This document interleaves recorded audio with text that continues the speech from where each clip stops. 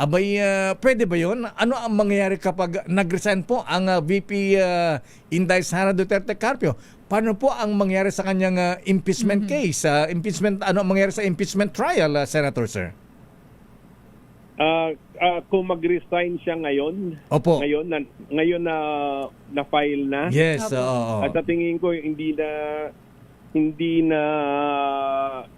niya masisave ang sarili niya kasi Bakit? umpisa na yung accountability process kasi ito eh. Oo.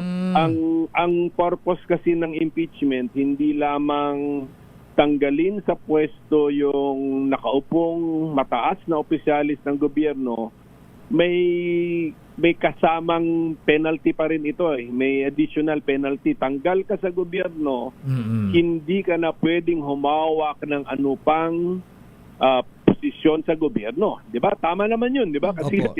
tinanggal ka na nga, mataas ka na, tinanggal ka. Ang sabi na dapat may automatic sa decision 'yun na hindi ka na rin pwede bumalik sa gobyerno, mataas man o mababa man na posisyon. Hindi na pwede. So, para... Ngayon,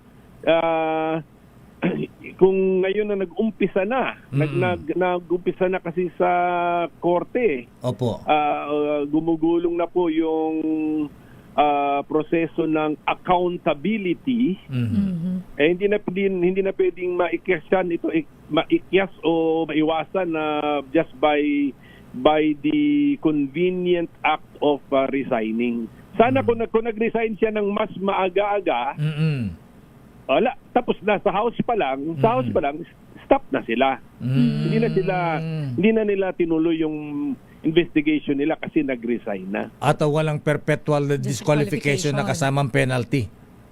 Kasi hindi umabot sa impeachment court. Oo. Ngayon, pero hindi ko pa rin sinasabi na yun ang mangyayari kasi pwede pa rin ang desisyon ng impeachment court ay not guilty. Ayun.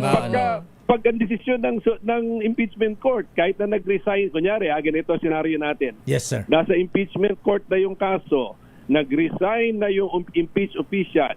Ang sabi ng impeachment court, hindi moot and academic ang kaso. Tuloy ang kaso. Ituloy. Presenta nyo ebidensya nyo. Di ganun din. Parehas din yun. Parang nandun lang din yung impeached official pero pagdating sa dulo, pwede pa rin siyang not guilty. So kung not guilty siya, hindi lamang na hindi siya persahang aalisin sa posisyon, although let us say nag-resign na siya, pero wala yung kasamang penalty na hindi ka na pwedeng bumalik sa gobyerno. Pwede ka pang bumalik sa gobyerno kasi not guilty ka eh.